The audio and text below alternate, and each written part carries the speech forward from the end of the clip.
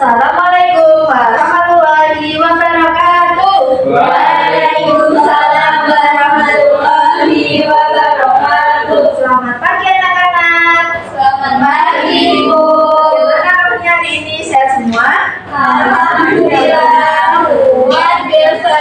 Allahu Akbar. Oke, sehat semuanya ya. Alhamdulillah. Sebelum kita mulai pembelajaran kita pada pagi hari ini, kita berdoa terlebih dahulu. Siapa yang mau pimpin doa? Ayo Bu, Oke, Mas Ahyar. jika berdoa mulai. Berdoa mulai. Terima kasih ya Mas Ahyar. Nah, untuk memperkuat rasa nasionalisme dalam diri kita, mari kita menyanyikan lagu wajib nasional Garuda Pancasila. Ayo anak-anak, kita berdiri dulu.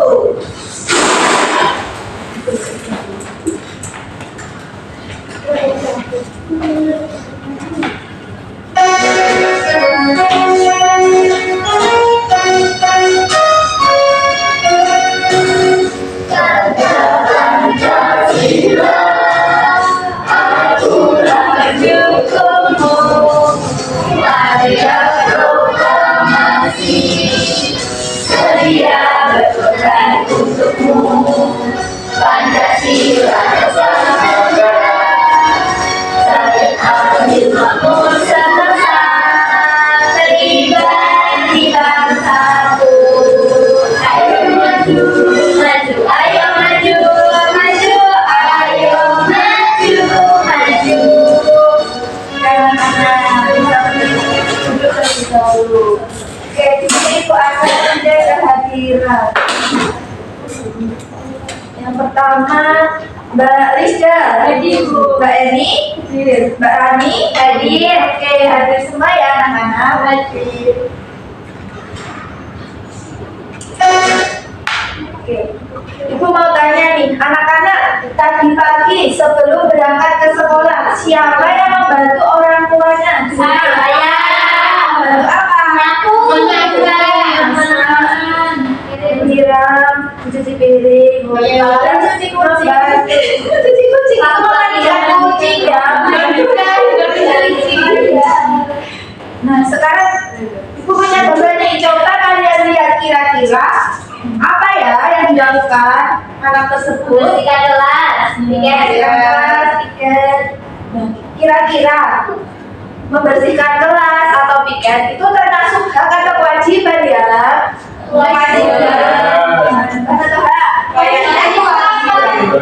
Nggak tahu, ada yang belum tahu, ada yang jawab kewajiban, ada yang jawab hak. Jadi kalau kita membersihkan kelas itu termasuk ke kewajiban ya anak-anak, kewajiban kita ketika di sekolah. Nah, jadi hari ini kita akan belajar hak dan kewajiban di sekolah. Nah, nanti anak-anak setelah membaca pernyataan yang diberikan, kalian itu dapat memasangkan pernyataan hak dan kewajiban dengan benar. Yang kedua, setelah melakukan diskusi kelompok, anak-anak itu dapat membuat sebuah poster yang berisi tentang ajakan untuk melaksanakan hak dan kewajiban di sekolah. Nah, sebelum kita masuk ke materi, kita akan speaking dulu. Kita akan speaking tempat janji fokus, oke? Oke, 1, 2, 3. Bersemangat, bersemangat, bersemangat. Janji fokus, janji fokus, janji fokus. Saya fokus, saya bisa, saya fokus, saya paham, saya fokus, saya bisa, saya paham.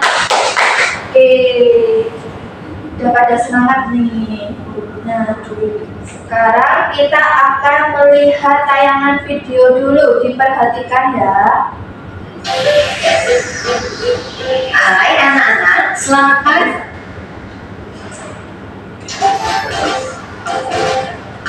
Tugas kita sebagai siswa yaitu ketika kita ke sekolah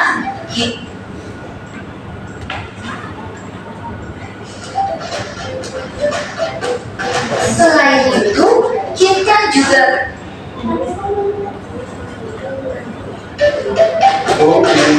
tidak hanya itu kita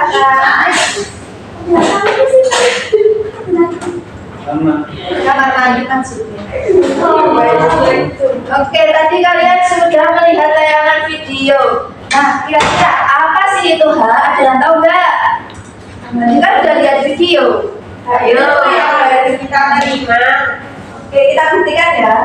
Nah, jadi hak adalah sesuatu yang diperoleh atau dimiliki oleh seseorang sejak lahir atau karena aturan yang berlaku. Nah, setiap individu itu memiliki hak yang harus dihormati oleh orang lain. Hak juga harus dijalankan secara seimbang dengan kewajiban agar kehidupan itu tetap harmonis.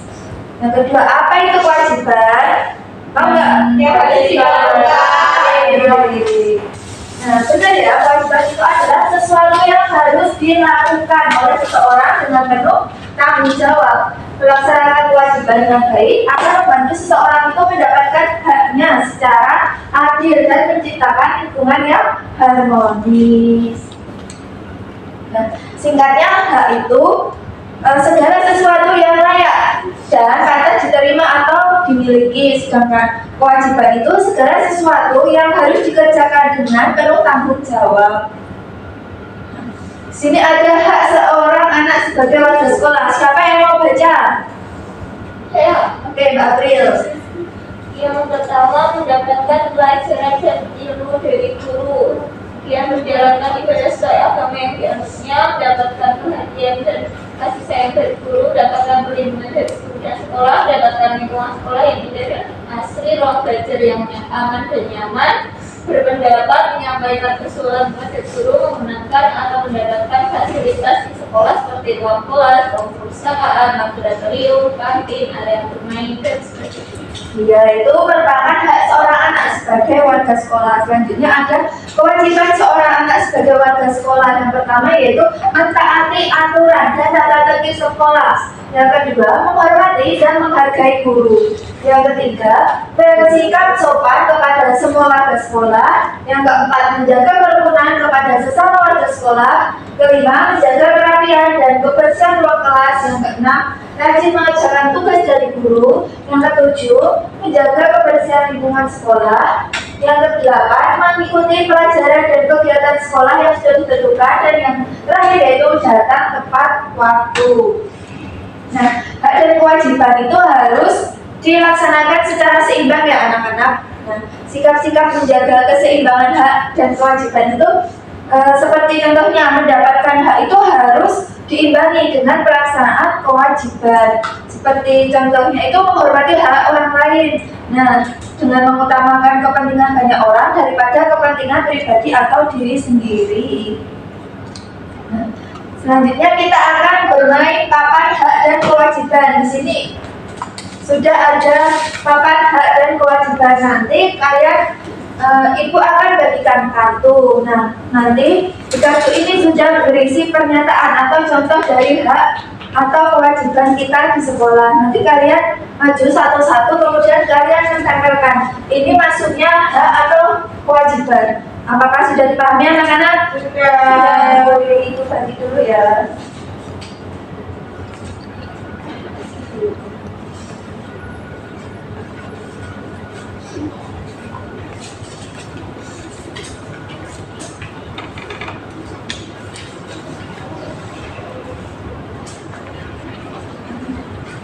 Oke, silahkan dibaca dulu pernyataannya apa aja.